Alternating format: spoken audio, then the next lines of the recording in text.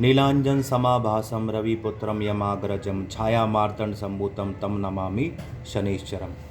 आज कर्म फलदाता शनिदेव के बारे में बात करी जाएगी कुंडली के भावों के माध्यम से कि कर्म फलदाता शनिदेव किन किन भावों में मनुष्य को बहुत ही अच्छे फल प्रदान करता है।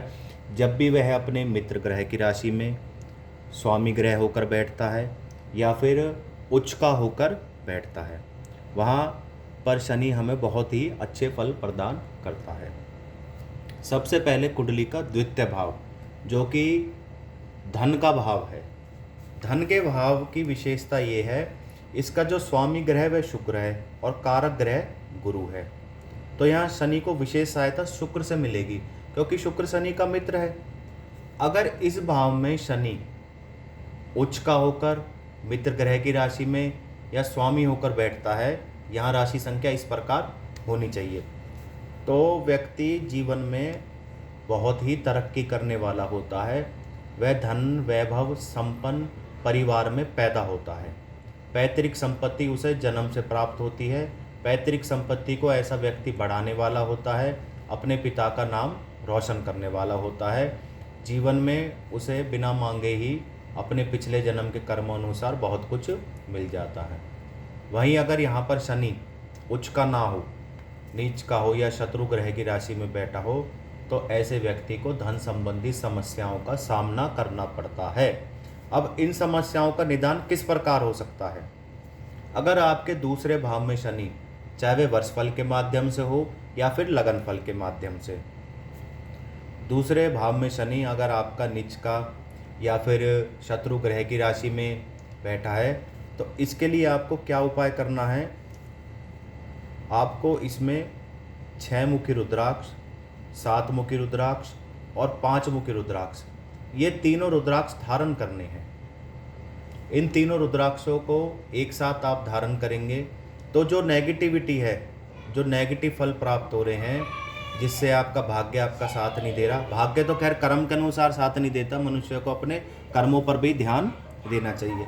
तो व्यक्ति ऐसा जीवन में तरक्की करने लग जाएगा और जो उसकी नेगेटिविटी है उसमें भी पॉजिटिविटी आने लग जाएगी इन उपायों के द्वारा। अब कुंडली का तीसरा भाव, अगर यहाँ पर शनि, जैसा कि मैं पहले भी बता चुका हूँ, उच्च का होकर बैठा है, अपनी राशि कुंभ में बैठा है स्वामी होकर, या फिर मित्र ग्रह की राशि में बैठा है, क्योंकि इस भाव में जो स्वामी है, तीसरे भाव का जो स्वामी है वह बुध है, वह शनि का मित्र है और यहाँ कारक ग्रह मंगल है। परंतु मंगल कारक ग्रह होते हुए भी किसी भी प्रकार की शत्रुता यहाँ नहीं दिखा सकता। कारण क्योंकि उसे जो स्वामी ग्रह बुध है उसे शनि की मदद मिल जाती है और यहाँ पर शनि उच्च का होकर बैठा है। तो ऐसे व्यक्ति जीवन में अपने पराक्रम से, अपने मेहनत से, अपने बल से बहुत कुछ पाने वाला होता है। उसे भाई बहन का सुख तो पूर्ण रूप से मिलता है, परंतु ऐसे लोग अनुशासन प्रिय होते हैं, घर भी और बाहर भी अनुशासन चाहते हैं। यहाँ पर अगर शनि नीच का होकर बैठा है या अपनी शत्रु ग्रह की राशि में बैठा है तो व्यक्ति के पराक्रम में वृद्धि की जगह कमी आती है। उसको आसपास किसी की मदद नहीं मिलती, भाई बहनों का सुख नहीं मिलता। तो ऐसे व्यक्ति को 3 मुखी रुद्राक्ष, 4 मुखी रुद्राक्ष और 7 मुखी रुद्राक्ष, ये तीनों धारण करने चाहिए, जिससे शनि के नेगेटिव प्रभाव में कमी आएगी। कुंडली का छठा भाव, जहाँ ऋण, रोग और शत्रु के बारे में पता चलता है। अगर कुंडली के छठे भाव में शनि अच्छी स्थिति में है तो ऐसा व्यक्ति अगर किसी से कर्जा लेता है तो टाइम पर चुका देता है, ग्राउंड जीरो से ऊपर तक पहुंचने वाला होता है, जीवन में तरक्की करने वाला होता है, अपने दम पर बहुत कुछ करने वाला होता है, शत्रु उसका कुछ नहीं बिगाड़ सकते। ऐसा व्यक्ति समाज में एक अपना अलग ही रुतबा रखता है। छठे भाव का स्वामी बुध है और कारक केतु है। तो इस कारण अगर यहाँ पर शनि अच्छी स्थिति में है तो बुध और केतु की मदद से यहाँ तो क्या नाम है, व्यक्ति जीवन में ना तो किसी का कर्जा यानी ऋण लेगा, अगर लेगा भी तो टाइम पे चुका देगा अपनी मेहनत के बल पर। और ना ही उसे कोई रोग सताएगा, वह निरोगी काय रहेगा और जीवन में तरक्की करेगा। वहीं यहाँ अगर शनि शत्रु राशि में बैठा है, नीच का होकर बैठा है, या किसी ऐसे ग्रह की दृष्टि है जो शनि का शत्रु है, तो ऐसे व्यक्ति ऋण में डूब जाता है, तरक्की नहीं कर पाता और उसके जो व्यापार है वो ठप हो जाते हैं, रोग लग जाते हैं। तो इस नेगेटिविटी को कम करने के लिए व्यक्ति को 9 मुखी रुद्राक्ष, 4 मुखी रुद्राक्ष और 7 मुखी रुद्राक्ष तीनों धारण करने चाहिए। कुंडली का सप्तम भाव क्या कहता है? अगर यहाँ पर सप्तम भाव में शनि उच्च का होकर बैठा है, अच्छी स्थिति में बैठा है, तो यहाँ जो सप्तम भाव है इसका स्वामी ग्रह शुक्र है और कारक बुध है और कारक भी शुक्र है। तो ये व्यक्ति के लिए प्लस पॉइंट हो जाता है और बहुत ज़्यादा प्लस पॉइंट हो जाता है। ऐसे व्यक्ति का जो जीवन साथी होता है वह उसके साथ कंधे से कंधा मिलाकर चलने वाला होता है, भाग्यशाली होता है, व्यक्ति तरक्की करने वाला होता है। उसे विवाह के बाद से लक्ष्मी उसके पास बरसने लग जाती है।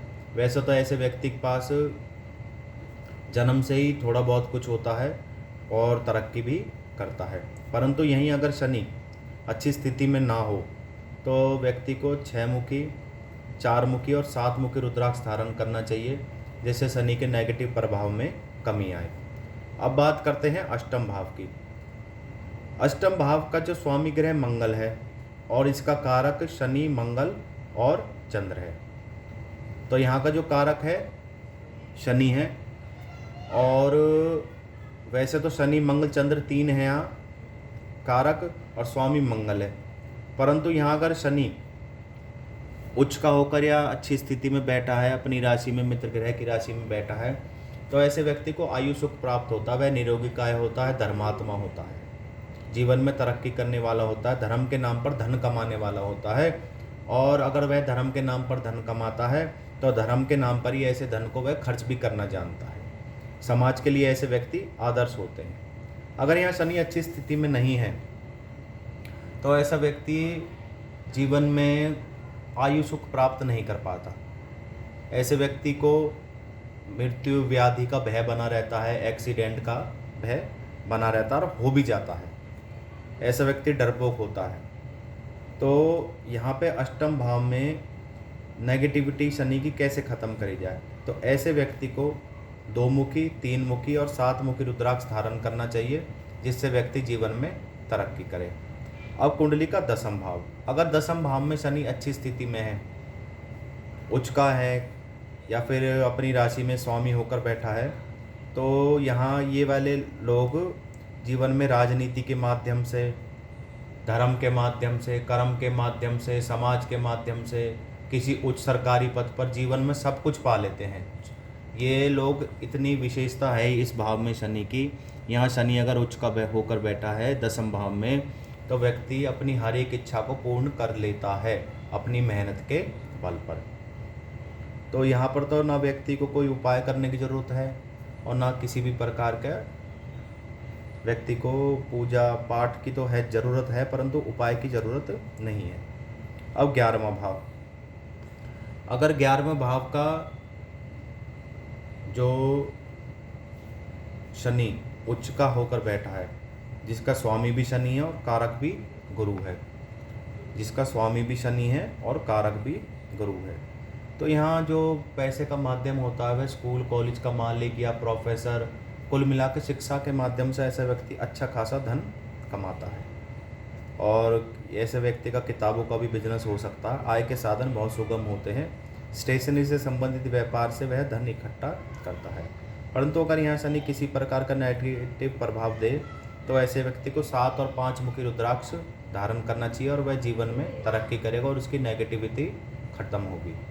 अब बात करते हैं 12वें भाव की, जिसका स्वामी गुरु है और कारक राहु है। राहु शनि का मित्र है, तो ऐसा व्यक्ति एक्सपोर्ट इंपोर्ट का बिजनेस, फिल्म लाइन में, यूट्यूब से संबंधित, एंटरटेनमेंट से संबंधित, इन तरीक़ों से तरक्की करता है और जीवन में आगे बढ़ता है। ये लोग धन इकट्ठा करना बहुत अच्छी तरह जानते हैं, परंतु अगर वर्षफल या लगन के माध्यम से शनि यहाँ पर अपनी शत्रु ग्रह की राशि में नीच का होकर बैठा है तो ऐसे व्यक्ति को शनि की नेगेटिविटी से बचने के लिए 8 मुखी, 5 मुखी और 7 मुखी रुद्राक्ष, 8, 5 और 7 मुखी रुद्राक्ष धारण करने चाहिए, तो व्यक्ति जीवन में तरक्की करेगा।